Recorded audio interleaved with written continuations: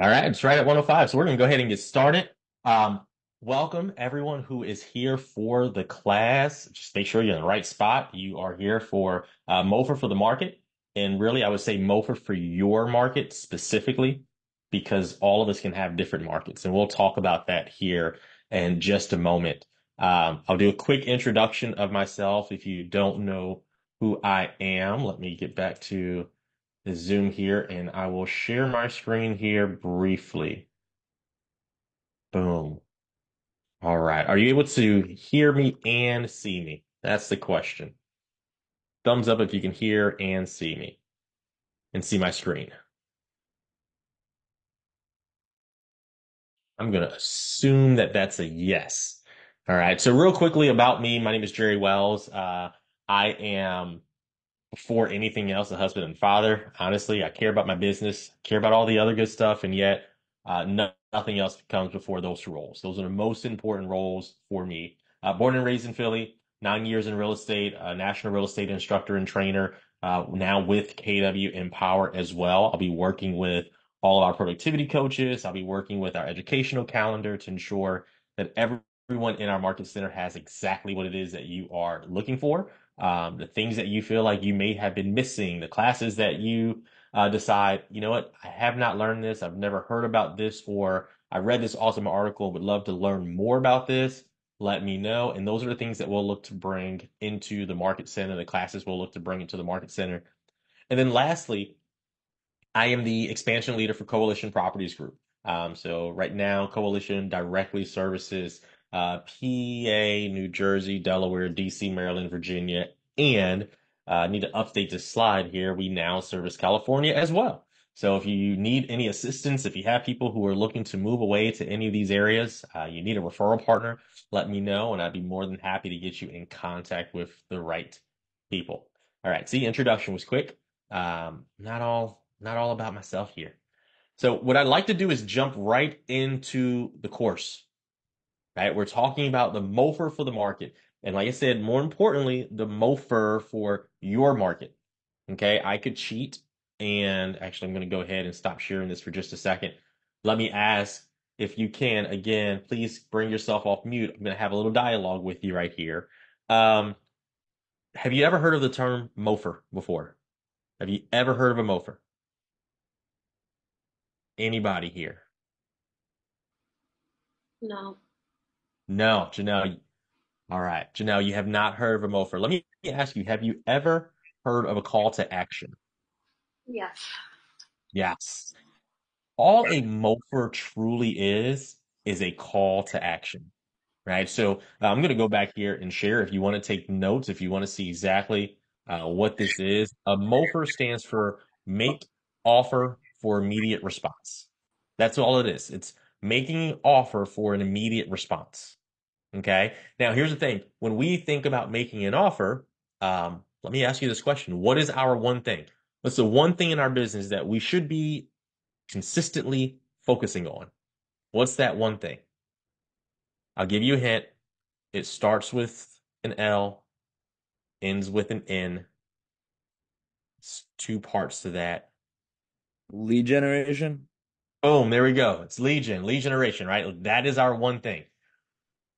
That's where the MOFR comes in handy. It's all about how you lead generate. Right? So it's making an offer for immediate response. And Charlie, since you're off of mute there, I'm going to go ahead and ask you, when you think about a MOFR or you think about making an offer for immediate response, what are some of the things that come to your mind right away? Mm, maybe like providing value. Providing value? Okay. Give me some examples.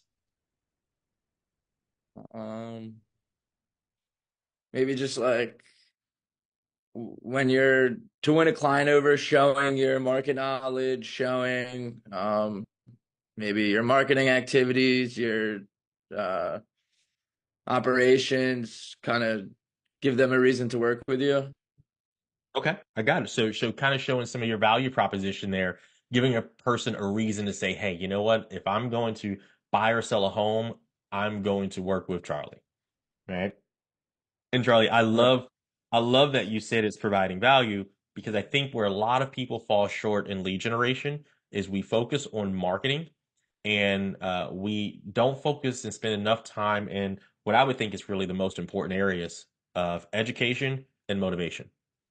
Understanding what motivates potential clients and then educating them such that they're willing to work with us or they're willing to take our call to action, if that makes sense there. Yeah. Now, Yeah. now let me share you this. When we think about a MOFIR, MOFIRs are actually split into two different areas.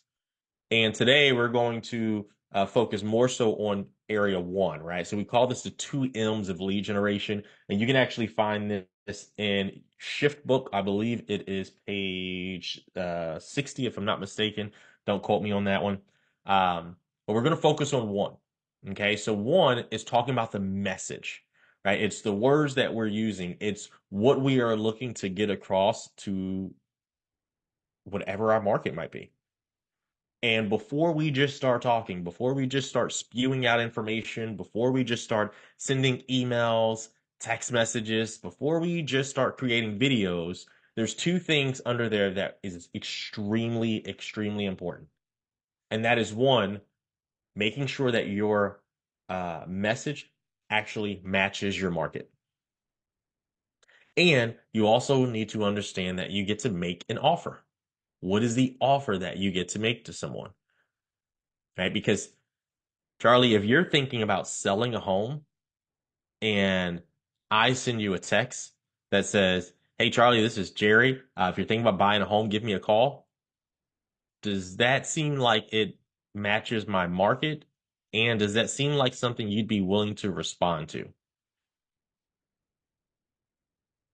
Probably not, because I'm sure, over the course of the time of owning a home, they're going to get multiple texts, multiple offers of really no value to them other than like a simple introduction. But probably you got to do a little more than that to win them over.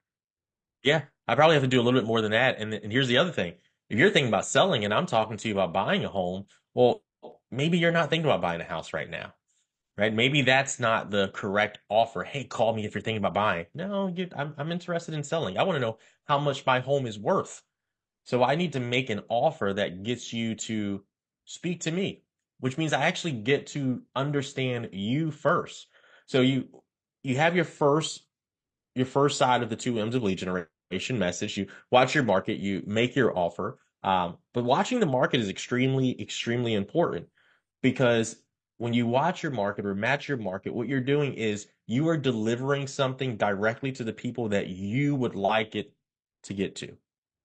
Okay, so some of you may have spoken with me before, coached with me before, and you heard me teach about something called an avatar, right? And here's what an avatar is. And I'm not talking about the movie, right? Not the big, like, giant blue things that we see on TV. That's not the Avatar or the Last Airbender, not that Avatar either. I'm talking about how we build our prospective clients. Okay, so I'll kind of give you an idea. For me, I love working with people who are similar to me, who have the same likes, and I'm not going to say dislikes, but at least the same likes as me.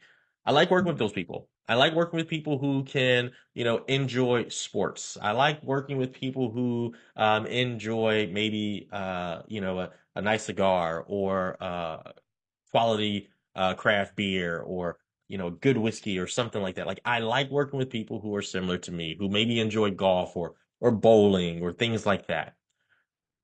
That's people that I want to talk to. So I got to make sure that one, the way for me to get my market out to them, my message out to them, I got to make sure it's targeting those people.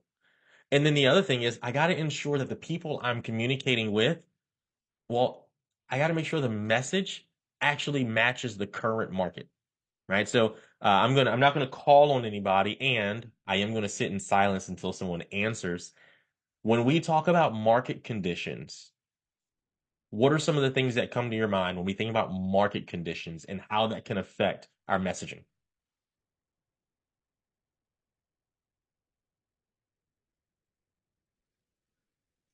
Inventory, what's available to buy, what I guess this is if you're focusing on sellers, like if the inventory is low, this is a good opportunity for sellers to perhaps put their house on the Okay. market. I love that. So one of the market conditions could be, hey, currently we're in a market shift where our inventory is low, which if I could, I like to challenge our mindset around low inventory. Our sellers and potential buyers could believe that. And yet, what if we always looked at it as fast moving inventory? Right? Because oftentimes the number of homes that are available or the amount of months that they're available for, it pretty much stays consistent. Mhm. Okay, so what if we looked at it as fast moving inventory, right? Which means, hey, Mr. and Mrs. Seller, the reason there aren't a lot of homes on the market right now is because the moment a home hits the market, if it's priced right, which is a key word there, if it's priced correctly, then it typically gets an offer quick and goes under contract very quickly, right? Same thing to the buyers. Right. So our target that's the market condition. What are some other market conditions that we might run into?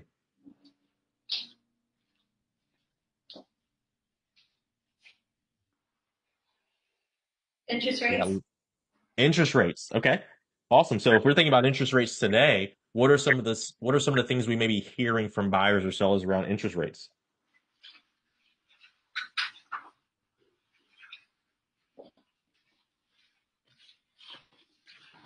Do you want to answer this question? Whoever would like to answer this question. I don't know. I haven't been watching the interest rate, so I don't want to be misleading. Okay. Well, interest rates right now are a little bit slightly lower than what we have seen early in the year.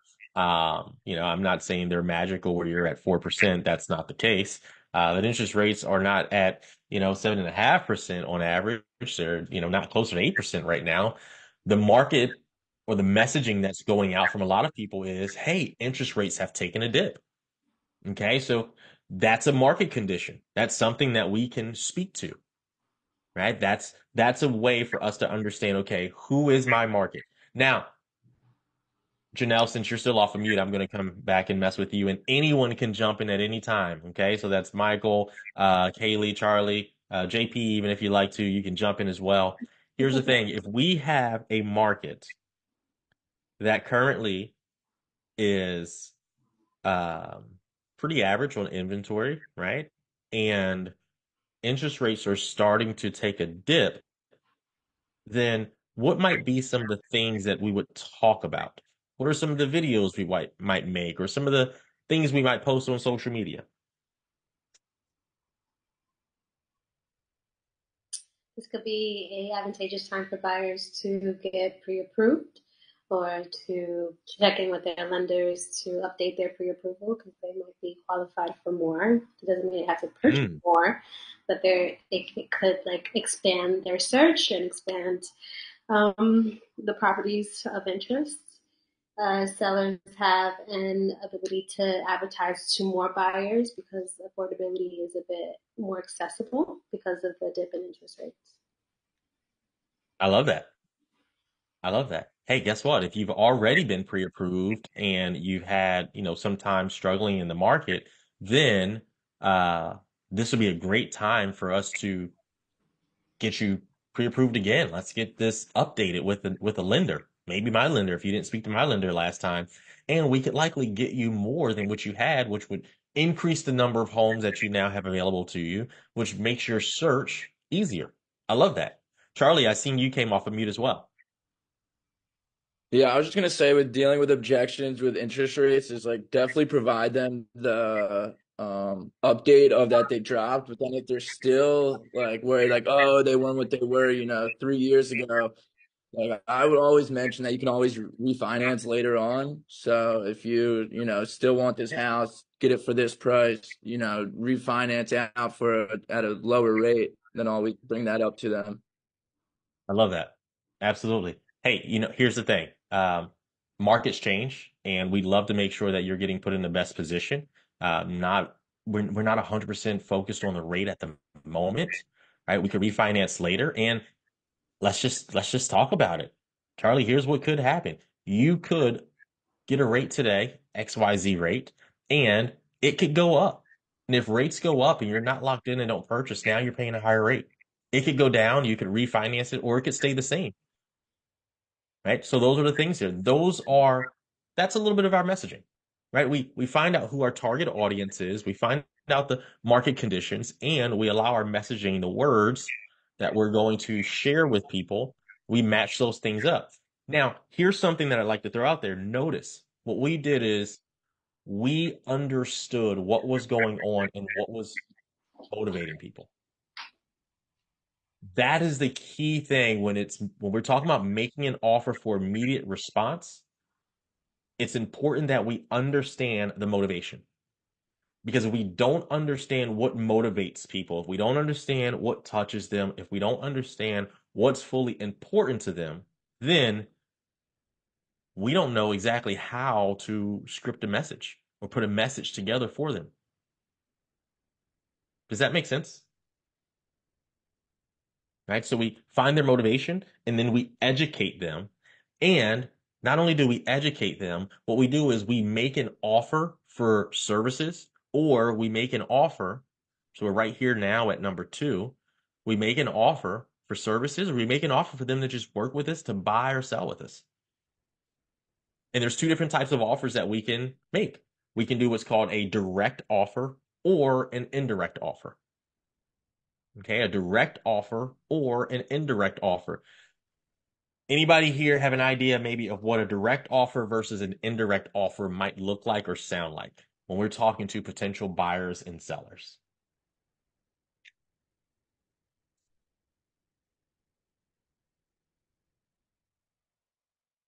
No, it's okay. It's as simple as this. When we think about a direct offer, that is literally me saying, "Hey, Charlie, you should buy with me." Or Charlie, you should sell with me. That is direct. That's me just coming directly to you. Not saying, hey, let's sit down and I'd love to get you connected with a lender. I'd love to get you connected with one of the services. Or how many people here have said, I'd love to send you a CMA so you can have an idea maybe of how much your home is worth. Some people think about that as a direct offer, right? They look at, oh, contact me so I can get you a CMA for your home. Well, that's an indirect offer. That's not a direct offer. And when we're looking at our offers and making our offers, whether direct or indirect, the goal is for the person on the other side. Hey, man, how's it going? The person on the other side to reach out to you immediately. That's where we get make offer for immediate response. So before we move forward here and we kind of go deeper into what makes up an offer, how we go through direct offer, indirect offer, let me get some feedback on you and your business currently. What are some of the things that you're seeing in your business? What are some of the things that responses you're getting from people either on social media or through phone calls? What are you hearing? What does the market look like and sound like to you and to your potential clients at the moment?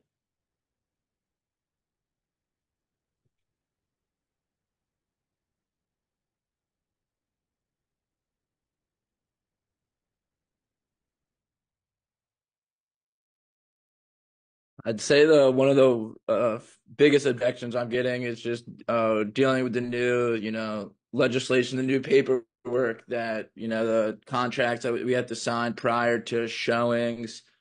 I mean, it's definitely you have to provide value early on to make them want to sign that and then go just to see a house with you. So, I'd say that's definitely, I feel like a major, not problem, but a new, hurdle that we have to get over as agents. Yeah, I love that. I love that. Um, Now, Charlie, let me ask you this question. How long have you been in the business? About a year and a half. About a year and a half. Got it. So we're in 2024 now. Okay, so we're saying like maybe end of 2022, you kind of jumped in business or middle of 2022, Yeah, I think it right around there. was, yeah, yeah, Got like it. December or whatever, maybe January of 22. Yeah. Okay, awesome. So Or I mean, 23 you rather, 23. Yeah. 23. Got it. Yeah. Got it. But still, you came into, the market, and got your license when you're right. People were just jumping at almost anything and everything. People were asking everyone to take them out to go see properties, this, that, and the third. And most agents were not stopping people in their tracks, signing contracts with people. Unfortunately, that wasn't the case. And here's what I would love to say to you, Charlie. I would again love to kind of shift your mindset where we have the opportunity now to not look at it as a problem or anything within the market. We actually have the opportunity to look at it as an opportunity, right? When now we get to share information with people on exactly how this process is supposed to go and supposed to work before anything else. Our messaging and our offers could now be a video or a post around some of the changes in the market. Have you heard about this? Contact me to learn more. We can create 3, 4, 5 posts that we put up around either the buy process or sell process or even the paperwork. Here are the steps. And I would literally put the first step would be consultation and signing and reviewing and signing documents, right? Our buyer agency agreements, things of that nature. I would put that up there. I'm gonna come off of this so you don't have to look at that. You can actually see me a little bit better. There we go. Right? I will put that in there. I would make that now an offer because people are hearing about it. People are probably confused, right? Have you ran into anybody who was confused? Anyone here confused about the lawsuit or how things are supposed to work now on whether or not they pay you, someone else pays you? Anyone asking questions on why do we have to sign anything before we actually go out and see a property? Is anyone getting that? Yeah, and I agree with that. I think education is the major like key part to help you get them to sign that and want to work with you is the ability to explain that to them and make them feel comfortable with all because a lot of I mean especially newer buyers they have no clue like nothing's changed on their end. They never bought a home before. They'd never know that this contract was signed before you showed houses or when the offer was going in. So um it's really just about being able to communicate that effectively. And so Absolutely. yeah. Absolutely. And I'm just going to throw this person's name out there. I think they do an amazing job when it comes to MOFIRs. Anyone know Tiana McCurry in the market center? She's in our office. She's a newer agent. She's been in business, I believe, now about a year and a half. And she does a lot of her business from social media. She just recently capped. I think she did 16 or 17 transactions over the last few months, really since like October. And she does a great job at messaging. Now, a lot of her business is buyers. Okay, so hear me out. I want you to hear what I'm saying about her business so you can also understand how the MOFIR really works and ties in with her business. A lot of her business is buyers. I think of the 17 transactions, if I'm not mistaken, 2 were listings, the other 15 were buyers, buy sides. Okay. All of those have used grants.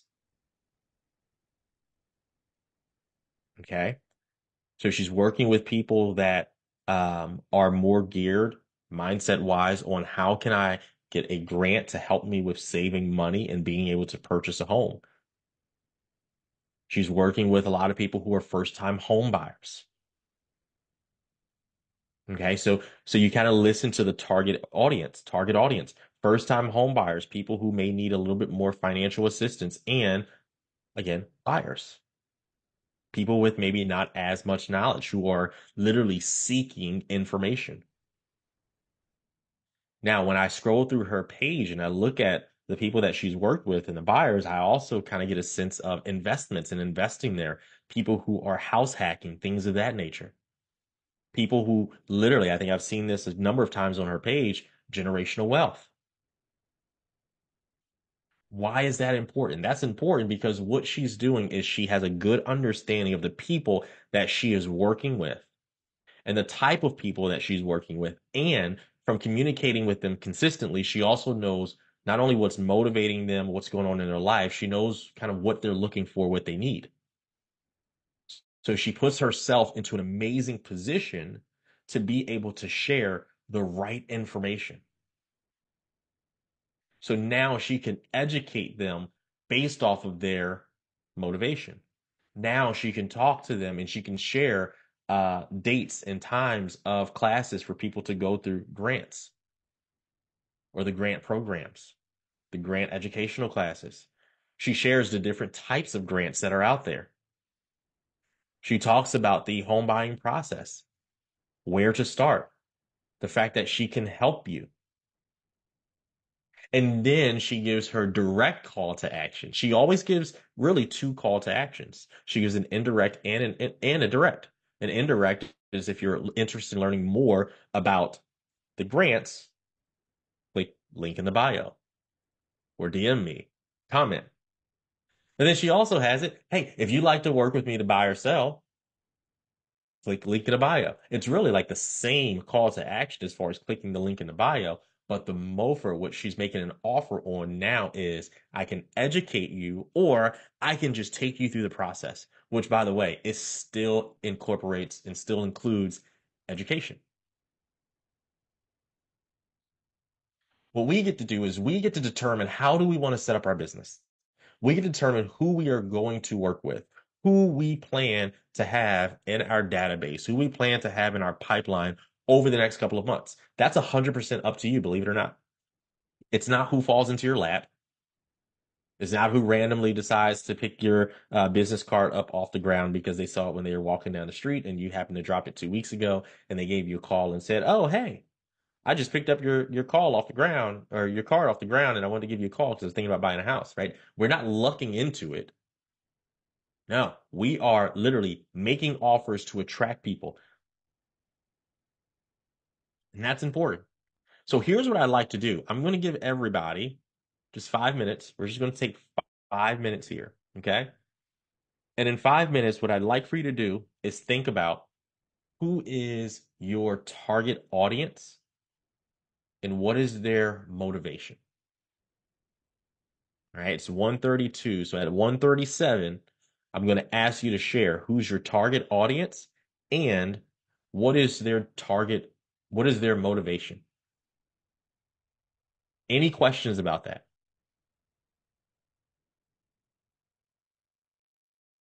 Doesn't sound like we have any. Okay. All right. I'm going to give you 5 minutes. I'm going to be right here. I'm just going to go on mute. So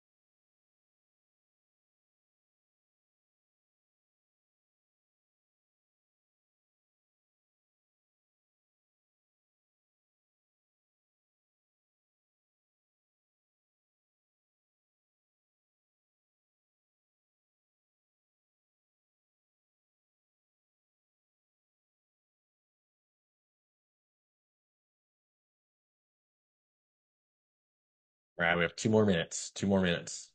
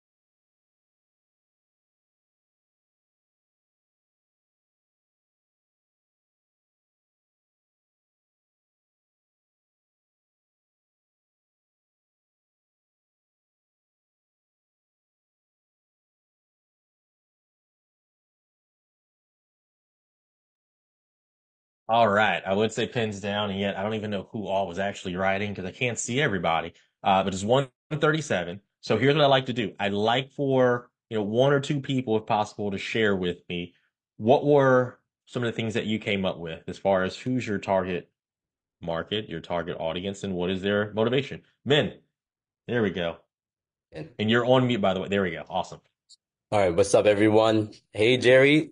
What's Congratulations, going on? Director of Education appointment. Thank you. Thank you. I'm sure, I hope they gave you a six-figure salary.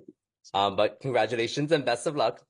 I So appreciate it. I wrote down that my general target audience, the umbrella target audience, which I think, and then we can cycle it down, are buyers, sellers, and investors in Greater Philadelphia, surrounding counties, New Jersey, Delaware, and New York City, where I used to live. So these are geographic farms where I have connections or clientele or Mhm. listings. And they all originate from my spheres of influence. Then to narrow Nice. down Asian Americans and Vietnamese American clients in the tri-state, because there's not a lot of Asian Americans or Vietnamese speaking agents.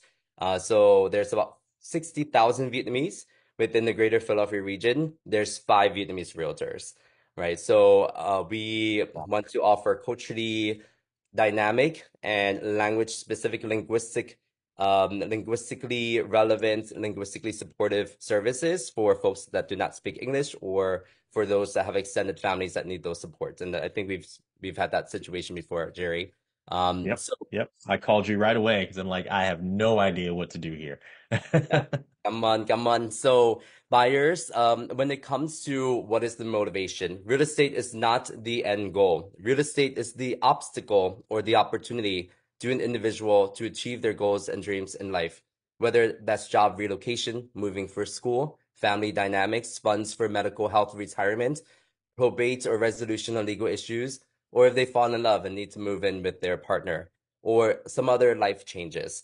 Real estate is is that pathway, is that intermediate connection to them achieving what actually is their motivation. So everyone's motivation is different, and finding that motivation for your clients and for the other party is definitely very important in order to be able to synchronize the process.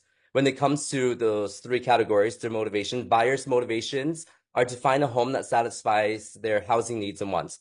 It's a more emotionally connective and sentimental process based on the financial criteria and purchasing power, as well as intangible factors such as the neighborhood, schools, amenities, conditions, etc.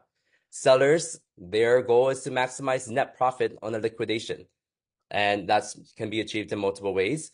But some sellers also have a sentimental connection as well. They want to find a buyer that's going to take care of the legacy of their asset. So sometimes personal letters and things like that for some sellers may be effective in building that sentimental connection. And for investors, their motivation is to construct a investment strategy that meets their standards and expectations on the rates of returns. So I do investor consultations. I do buyer consultations before we go out. What are your goals? What is your investment strategy? What do you want in terms of the cash flow, your performance criterias, your capitalization rates requirements, your cash and cash returns? If they know what their investment strategy are, they're not going to ask me, is this a good investment? They're going to say, hey, let's target investments that offer us 7 to 8% capitalization rates in these zip codes that would generate a COC return of blank, blank, blank, blank. So therefore, we can target what investors would like. And half of my business are buyers, half of my business are acquisitions, and half are listings. And then in the buy side, I would say like 60% are buyers and 40% are investors. So I feel like I have a lot of versatility in geography and type of Yeah. clientele, which will help you be able to sustain your business into the future. Good luck, everyone. Thank you. Man, I love that. And I know you said a lot there, so I don't want to generalize it. And yet, for time's sake and kind of shortening things, what I kind of heard was I specifically am looking for buyers, whether it's buying for personal reasons or living there, or should I say, in-term buyers, investors, and sellers in the tri-state area, primarily of Asian or Vietnamese descent. Does that sound like fairly close to what you were saying there? Yes, and also Mhm. LGBTQ communities as well, because those are And the LGBTQ plus communities. yeah, because those are like the intersectionalities, right? Intersectionalities where your identity meets. So it's the Yep. intersectionality, and those are my identities. And I also talk about real estate not just about like let's do a transaction, but like what is our North Star? Like, so my mission in real estate is to create a world full of free of housing discrimination and to increase Asian American home ownership rates in each ethnicity by about 10% by 2030. And I'm doing that through joining a lot of organizations, including my secretarial role in a lot of political action committees and trade associations like the Asian Real Estate Association of America. So get involved. I just joined DIG and I also am joining BIA. So if you get involved, Love you can that. be part of the development of the future infrastructure of real estate. I love that. And man, really what you mentioned at the end, the last part, just kind of for people who are able to see the screen, the one we're not really talking too much about today is the second M, which is method, right? So today we're focusing on the MOFIR, the message, right? Make offer for immediate response. Number two is the method. That's whether you're going to be prospecting or marketing. It's how you get that information out to people. So, man, I appreciate that. And let me move forward right here. The reason that we think about who our target audience is, who it is that we're reaching out to, the reason we think about what their motivations could be and why that information is so important is because our goal ultimately is to build our business and to build our business as quickly as we possibly can. We all have personal goals and things that we're looking to accomplish, whether it's helping a certain number of families, whether it's making a certain amount of money. And the way for us to do that is to get leads and to get people in front of us to make contacts, right? Real estate is a contact sport, and to get the ones that are going to convert, right? So if you can see the screen here in front of me, I have a quote here from Gary Keller, and it says, quick leads first, more leads second, and lots of leads third.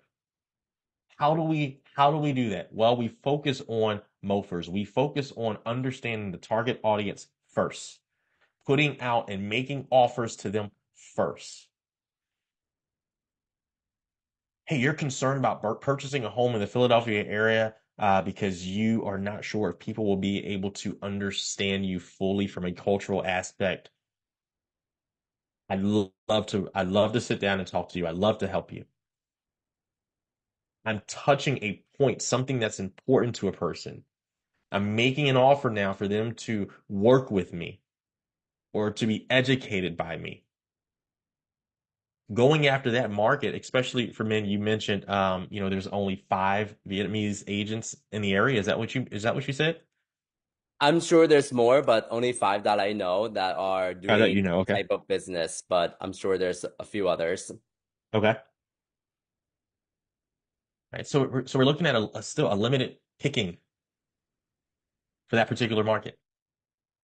So here's what we do. We focus on, boom, quick leads first. Who do I need to be speaking to? What do I need to be speaking to them about? Now, can I get in front of them as much as possible and offer my services and offer my ability to work with them? And the last thing about that is we're only doing it so we can get a response, an immediate response. If we see that we keep making offers and people are not getting back to us, people are not responding to us, what do you think that means? What does that mean? I'll give you a hint. Well, I'll give you the answer. Probably means that the message we're using is not working. Anybody here ever went fishing before? Right? You go fishing, you have your fishing rod, you have your hook, you have, your area picked out where you're going to go fish, and you may even know what kind of fish you're fishing for. And then you pull out like your regular baits, just regular worms, and it's doing absolutely nothing. It's not special. You just picked them up from, this is going to show you my text inside of me. You literally just picked them up from the freezer at the corner store, and that's it. Well, that bait, those worms, is not exactly what the fish in the area that you're fishing for is looking for. You got the right rod, you got the right pound test, which is a line, right? You got the right area for the fish that you're looking for. You know the fish are there. You can probably see them, and yet everything that you're trying isn't working, which means that our message is not working. Our bait is not working. So we get to go back to the drawing board and think, okay, what can I do now? What can I do here? Make offer for immediate response. Hey, you're thinking about buying a home, you don't know where to start. Call me to go through the full home buying process, start to finish. You've heard so much about the home buying grants and people getting upwards to $35,000. Call me so you can see how to qualify. I'm making an offer for immediate response. Hey, you've been thinking about selling your home? Want to make sure that you get the most for it? Don't know who to trust? Give me a call. Click the link in the bio. Schedule a time for us to meet so we can have a consultation and discuss exactly how we can help you get to whatever it is that you're looking for. Now, obviously, we're going to make it more specific to them and to that person or to a specific community. And yet, that's all it is when it comes to making an offer for immediate response. But we do it specifically, not generally. If we're constantly throwing out general messages, which is the same message that everyone else is sending out to the same non-specific, non-target audience that everyone else is looking to reach, then all your stuff ends up in the mud. So we get to focus on making it specific. It's really as simple as that. We want to make an offer for immediate response. We make it specific. You see up here, I got the little thing that says AHAs. If you haven't seen that before, it just means agent helping agents. So here's where I'm going to ask you, what are some of the questions that you have? What are some of the things that you heard during the last 50 minutes that you'd like more clarity on or that stuck out to you that maybe you'd like to share and maybe it stuck out to somebody else as well?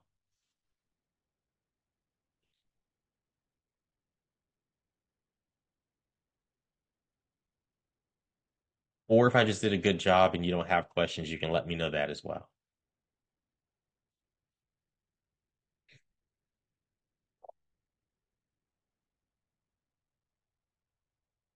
It's going to leave me confused. All right. Well, hey, if there are no questions, oh, there's something. Is that Min? There we Yes. go. Yes. Hi, Jerry. Thank you so much. But this was a great class, and I thought this was really cool, kind of theoretical, and also some practical implementation of some strategies for messaging and methods. Just curious, like overarching education goals that you have for your new position as Director of Education, and what motivated and inspired you to take on this position, and what's your plan for rolling out a new educational program here at Keller Williams Empower? Yeah, absolutely. So, I spoke with our leadership and we're growing. I think everyone knows that everyone can see that starting with the merger and the other market centers we have. And our goal is to be able to continue to provide the necessary education and the desired education for all our agents.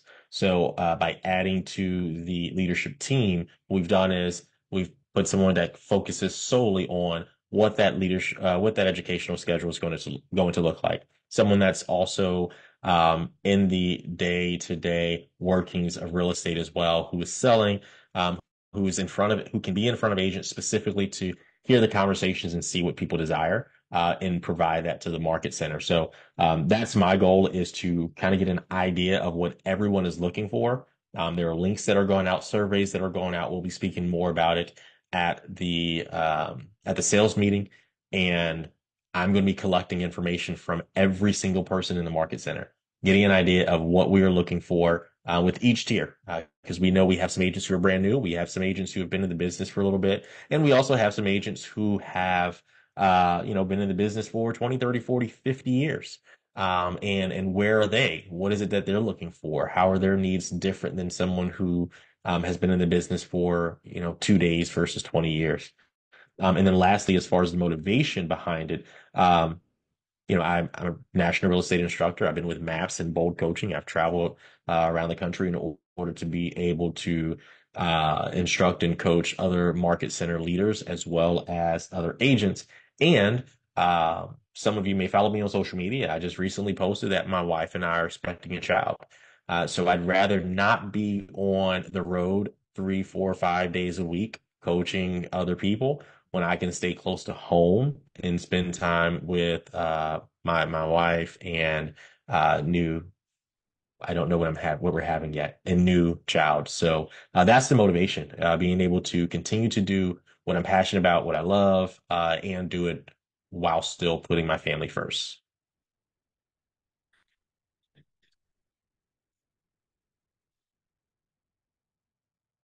Thank you. I see you in the chat. Thank you. All right. Any other questions? Any takeaways, anything that sticks out to you specifically regarding MOFIRs? Remember, it's make offer for immediate response. Okay. If you have not taken the time to sit down to think about your avatar, your target audience, the people that you are looking to help buy or sell, maybe your target audience is investors. If you haven't taken the time to figure out who it's going to be, do that. Take some time this week and walk slow.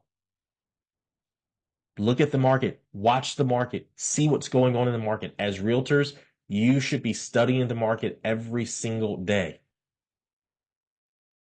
using that information, gathering that knowledge, and then putting it to use. So now you can provide the necessary education for the people that are looking for it.